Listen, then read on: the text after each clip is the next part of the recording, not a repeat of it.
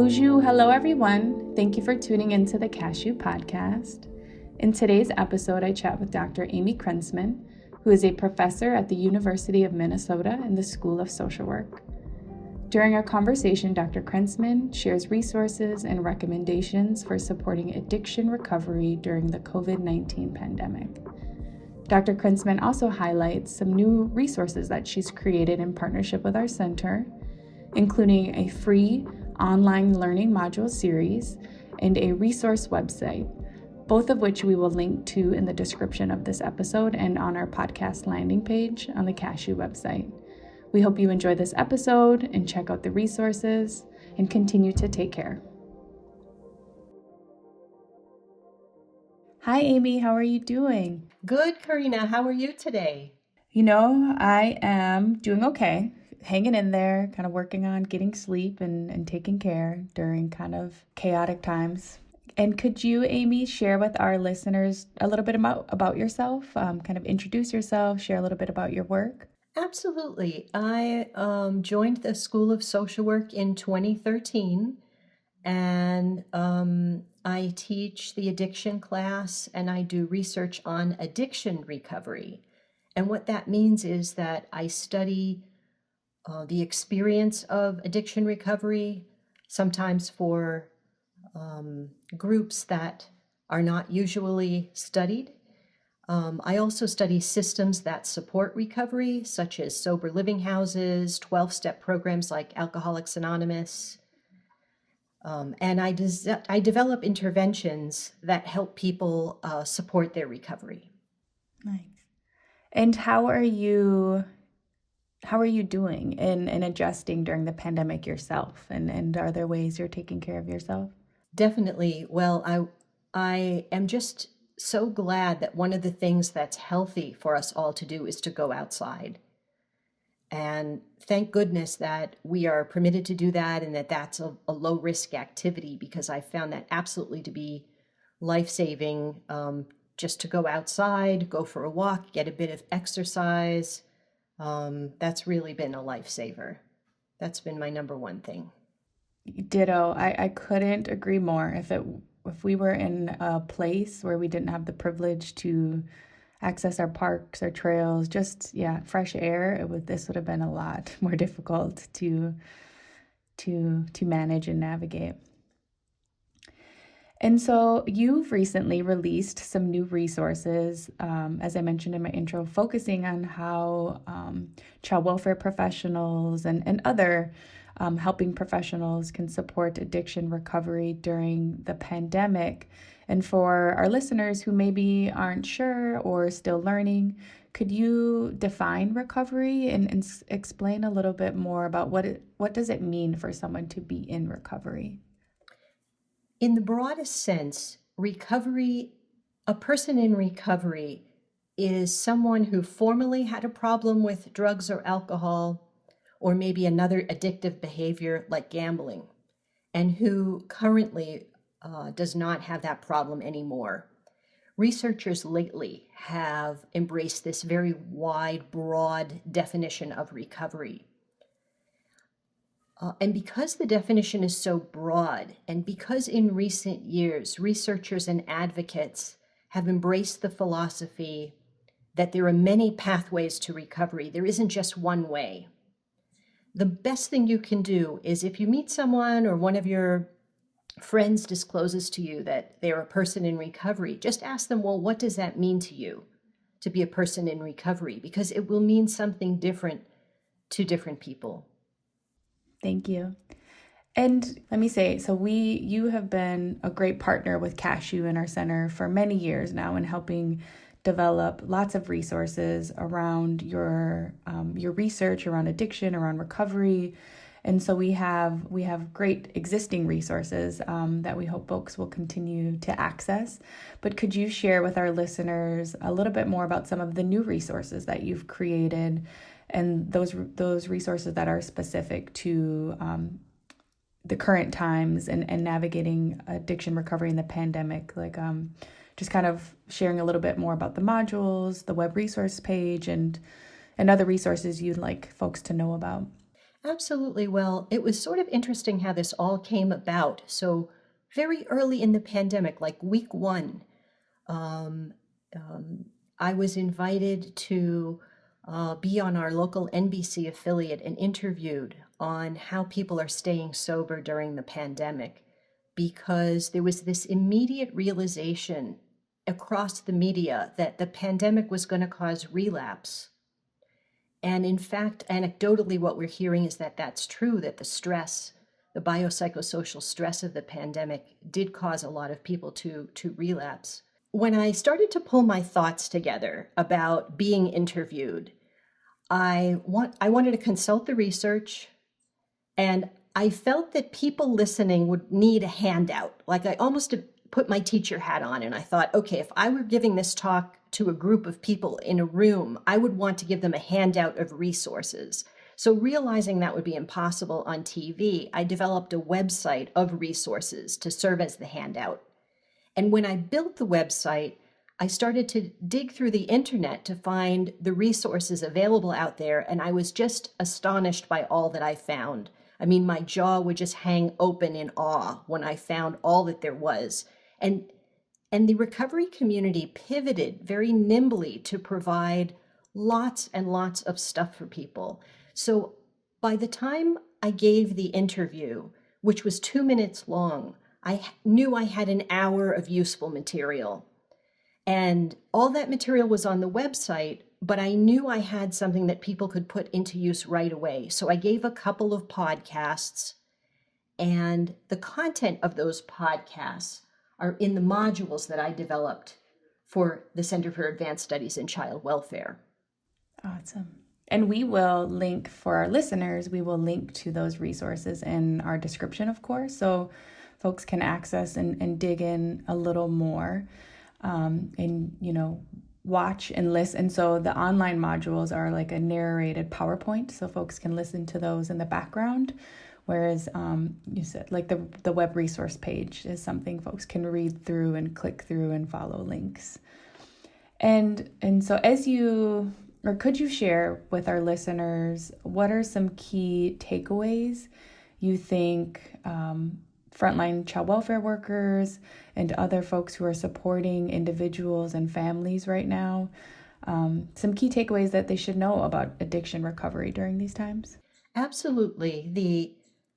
The research clearly shows that one of the strongest sources of support comes from other people who are also in recovery. That social support, supporting recovery is very important, but when that social support comes from other people also in recovery, then that really leads to sustained abstinence, sustained recovery. So one of the biggest challenges facing people during the pandemic is that the face-to-face AA and Alcoholics Anonymous and Narcotics Anonymous meetings were shuttered. And therefore, people were separated from this really essential source of social support. And also, always there are new people seeking recovery for the first time, and they couldn't walk into a meeting any longer. The meetings were closed. So to keep in mind that the most powerful thing for people in recovery is being as closely connected as possible to other people in recovery. So that's the number one takeaway. The number two takeaway, research has been done on this. What's the best way to refer someone to an AA meeting or a Narcotics Anonymous meeting, whether it's face-to-face or online?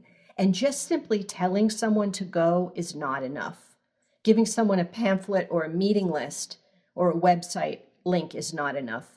What really helps is to connect that person to someone who's already going, to make a personal introduction, have those two attend the meeting together, either in person or online, and then follow up with your client and ask, how did it go? Let them know. Go ahead, go to the meeting, and then let's talk a day later and let me know how it went. So those two pieces, which recur in different research studies conducted by different scientists, the social support of introduction to someone who's already in the middle of that community, and then the assignment to go with that person and attend a meeting, and then afterward, the accountability to follow up and say, how was that?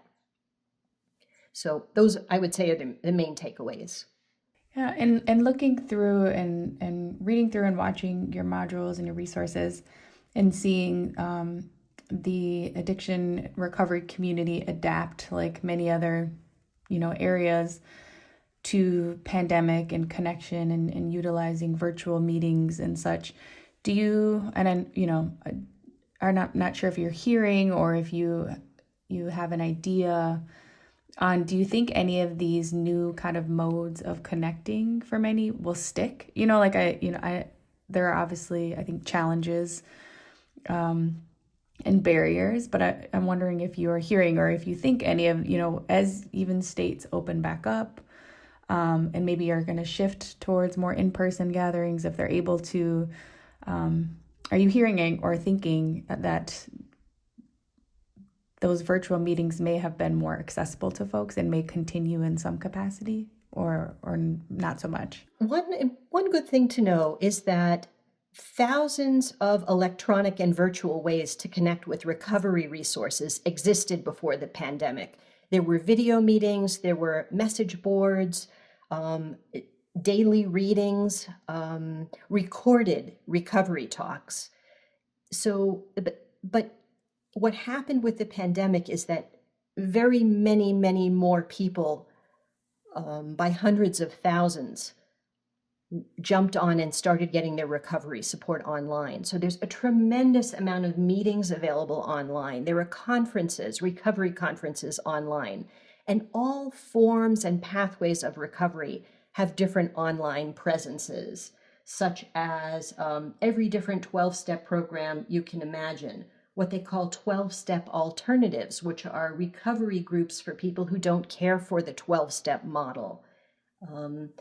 And support groups for the friends and family of people who are addicted. So all of these groups are available online.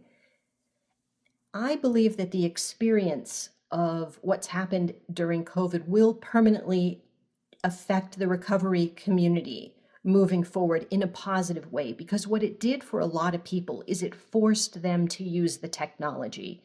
And I think across the board, people are hesitant to use the technology. They can be afraid of it. They just don't like it. They don't want to bother with it. They know what works for them, and they don't want to change. And there's two great examples of this. One is, I'm old enough that I remember when our family got our first microwave. I was in college. And even though we had the shiny new microwave on the counter, kitchen counter, my dad still took the morning coffee, that afternoon, like the leftover coffee, and he heated it up on a pot on the stove. It's like, Dad, we have a microwave. Why are you heating coffee up on a pot on the stove? And he did it because he had his system. It worked perfectly well. The coffee got hot, and he didn't see the need for learning something new to make it happen. Now, another example, I love teaching. I love teaching. I have my way of doing it. I've always taught face-to-face. And I always felt inside myself, I don't want to teach online. I just don't want to do it. I hope I never have to face that moment when I have to do it. So I too had that resistance to technology. But what the pandemic has done for a lot of people in recovery is it's made them have to take that leap of trying the Zoom meeting. And for some, they really like it. They find it works, and they find a lot of benefits to it. It's pretty efficient. You don't have to travel. There's no travel time. So you can fit it into your day a little more efficiently. And it can make you try meetings that you normally wouldn't attend, make you a little more adventurous, and make new friends. One thing with online meetings is that people dial in from all over the world. So you can get a certain lift from meeting people in recovery all over the world. So I think that when the pandemic is over and people begin resuming face-to-face meeting, which is actually starting to happen in the Twin Cities, people are starting to open up their 12-step meeting rooms with social distancing, with masks. But I think even when things open up, there'll be people who feel better about using online meetings. Maybe they're high-risk individuals, or they're just simply found that it's more efficient. And so I think that online meeting attendance is going to remain elevated. When the rooms open up again, it's going to go way down, but it's going to be elevated versus its pre-pandemic levels. Yeah. And for listeners too, and who, just so they know, in your web resource page that you have also pulled together a list for maybe folks who don't have the equipment, the internet, or I think even people who are maybe Zoomed and virtual meetinged out or just not comfortable and wanting to be on camera or in that kind of setting, but that you have a great list of phone numbers that if folks have a phone that they can at least call and have access to some of them even 24/7 support. And so I think that is also an important addition to that web resource page, and just, again, thinking of access and just kind of where people are at and helping meet people where they're at. Absolutely. And there's two of those resources I'd like to showcase. One is the local Alcoholics Anonymous or Narcotics Anonymous intergroup. They're still answering their phone. So if a person has only a phone and that phone does not connect to the internet, they can call the local intergroup, and they can look up a telephone meeting on the computer and give the person the access information. The other thing I'd love for people to know about are this relatively new system that's on the recovery horizon, and those are recovery community organizations.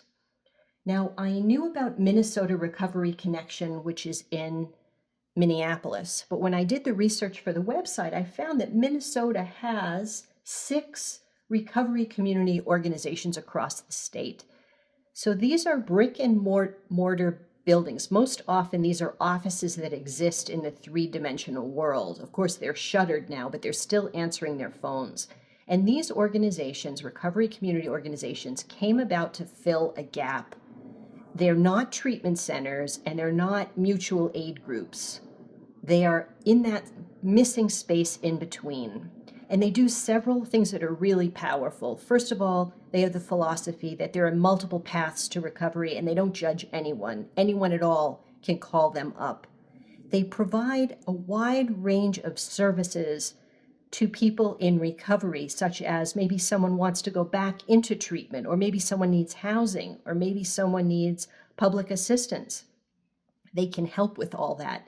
And the thing that's exciting about their work is what they do is they train people in recovery to become peer support specialists. And then those people go on the phone and help other people. So they have some formal official training. They learn about the resources that are available, and they follow a code of ethics. And then these folks are the ones answering the phones. They will also do a weekly recovery outreach call. So if anyone wants to, they can get their name on the list and they can receive a telephone call once a week from these individuals checking in with them. So the recovery community organizations are answering their phones now during COVID. And if the client has that phone number, and dials them up, that person will help them with whatever else they need. And I did hear that if they get the answering machine, they should leave a message. And thinking about the, both virtual support right now and even just distance support and phone support, are there any privacy concerns that, or as people maybe think of privacy concerns, I wonder, can you share any ways that folks in these support groups and organizations are helping create safe spaces that look different during the pandemic? Absolutely. One of the reservations people might have about online video meetings is worries about their privacy. So something important that a social worker can do, or a child welfare worker can do for a client, is to actually teach them some basic Zoom skills. Far and away, most of the virtual recovery meetings are on Zoom. So you could teach your client how to turn off their camera if they're more comfortable keeping the camera off, and how to change their name, how to click on that box with the 3 dots. Maybe the person only wants to put their first name. The other thing is that people who are running the meetings are learning very rapidly how to put special settings in Zoom to protect the privacy of people attending. For example, to disable the function of being able to record the meeting. And hopefully the person running the meeting has taken all those precautions going into Zoom, going into the settings, and disabling some of the things that make the meeting riskier. Another thing counselors can do to help people initiate into Zoom meetings is to just warn them that there might be some small nuisance experiences they might have. For example, they might miscalculate the time change. If they're attending a meeting that's out of California, it's going to require a time change calculation. They might make an error, or there might be an error listed in the meeting list about what time the meeting starts, and your client gets on the meeting right as it's ending. Early in the pandemic, there was the problem of Zoom bombing, where bad actors would come into the meeting and show offensive images and type offensive words. By and large, that's gone. It's no longer happening because of the security protections that Zoom put in, and also the people in the recovery community figured out these settings in Zoom to make things safer. And our website actually talks about all of that and has links to the updated recommendations for making a Zoom meeting safe. So I think that the counselor can reassure the client that there are things they can do to protect their privacy, and they can look for a meeting that does not have the record button enabled. There's certain coaching that can go on, but also to let people know there might be some minor frustrations. The meeting might have a password and it hasn't been listed what the password is. So to just go down the list and try the very next meeting. I looked up meetings on a worldwide list of AA meetings. I looked up meetings on Friday at noon, and there were 23 meetings on Friday at noon. So just simply to go to the very next meeting on the list. You didn't ask about this specifically, but another thing people can do for people new to the 12-step or the mutual aid experience is they can encourage them to attend beginners meetings. And in a big electronic spreadsheet of virtual meetings, and we have those links on our website, like on a PC, you can go Control F and search for beginner and search the list for beginners meetings. Now, beginners meetings will be especially welcoming for the beginner and will have special themes related to what it's like, what life is like in early recovery. So that would be a great recommendation. So I just want to say something else about services online that cater to specific ethnic and racial groups. There's a recovery community organization in the Twin Cities called Twin Cities Recovery Project that especially caters to the African American community. Now they have a website and a telephone number that clients can use. And then within the Native American community, there is the Red Road Wellbriety, which has a website. On that website, I didn't see online meetings. I didn't find online meetings, but there are email addresses for people to connect to that very important resource. And Amy, are you, within your resources or in the work you're continuing, and I know you continue to update and add to these resources, are there culturally specific resources available to folks and other resources that are tailored to, specific communities that folks should know about and as they kind of consider and dig into what's out there? Yes, there are. First of all, there are 12-step alternatives. So if someone is uncomfortable with the spirituality that is part of a 12-step program, there are now groups that do not have a spiritual component. So there are those options: Women for Sobriety, Life Ring. and Smart Recovery are the main three. Within 12-step programs, there are a bunch of meetings that address certain identities within the population of human beings who are in recovery. So there are meetings for women, there are meetings for active military folks and veterans. There are meetings for LGBTQ individuals. Um, there were even meetings for physicians and for lawyers, and for young people. And there are meetings in every language. So what can be really powerful is the recommendation to have your client attend a meeting that speaks to one of their other identities. So there's that double identity of being a woman and being in recovery, or being a veteran and being in recovery. That can be very powerful in terms of bringing about a powerful feeling of belonging. Awesome. Thank you, Amy.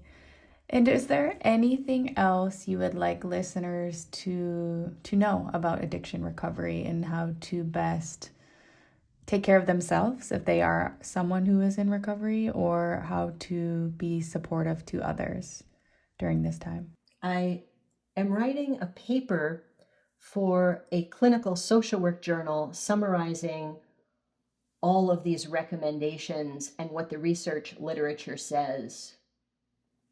So I think preparing your client for the fact there'll be some nuisance variables, but those can be easily overcome, helping your client to overcome any reluctance they have to technology.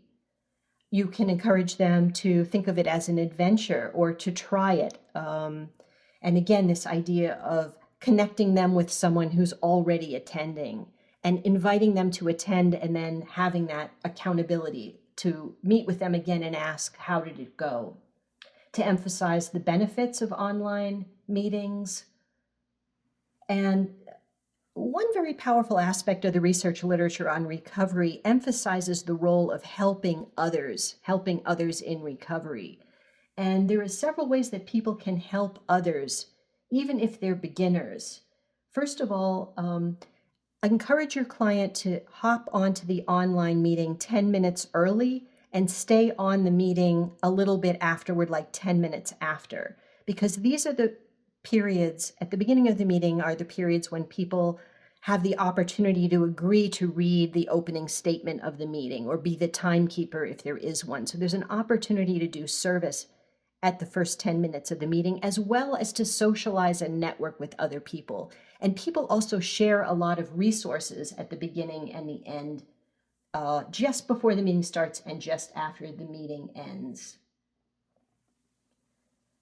I think spending time with your clients to teach them the basics of Zoom, how to raise your hand, how to turn your camera on and off, how to change your name, how to use the chat, that's time very well spent. I also think it can be very helpful to have clients go through the online meeting list and choose a meeting for each day of the week. Meetings that look good to them, either because of the topic or something they're curious about, or the origination, location of the meeting, and have them just make a paper calendar with every day of the week listing the meetings for each day that look good to them. So that when they wake up in the morning, they look at the calendar and they say, all right, what's my meeting going to be today? I think having that can be very handy. The regular recommendations for trying meetings are valid now, to tell your client to try at least 6 different meetings before deciding it's not for them. And again, arriving early and staying late. The other thing counselors can do is to attend a remote meeting themselves. There are open meetings across a number of these mutual aid groups, and open meetings are ones where members of the community are very warmly welcome to attend. They're designated open meetings on purpose. I have students in the addiction class attend an open meeting, and they're very hesitant. They don't want to intrude on a private space. And a lot of people don't like the idea of attending an open meeting, but it's open on purpose. The group has made that decision for themselves to be open. And if the counselor attends an open meeting, they're really in a very powerful position to tell their client what it's like and help them they have some authority then in explaining what to expect. And I think advising clients to do anything they can think of to solidify, extend, and maximize their connection with other people who are also in recovery, whether that's a text group or a Facebook friending people, social media, anything at all that they can do, just calling someone up who they're worried about or who they'd like to connect with to maintain those connections is a very powerful recommendation. Well, thank you so much, Amy. Those are all, I think those will all be really helpful tips, and I know, and I believe frontline child welfare workers and other folks supporting individuals and families right now will really find these resources helpful. And so we are very appreciative on Cashew side for all your time and effort put into them and helping kind of tailor them to the child welfare workforce in some ways as well. And so thank you. And thank you for your time chatting with me today and kind of giving a little intro and highlight of this important work. Well, thank you for having me. This podcast was brought to you by the Center for Advanced Studies in Child Welfare. This podcast was produced by Karina Berry. Our series editors were Denise Cooper and Cliff Dahlberg. Music was composed by Big Cats. And this podcast was supported in part by a grant from the Minnesota Department of Human Services Children and Family Services Division. For more information, please visit the Cashew website at cascw.umn.edu. Thank you for listening and stay well, everyone.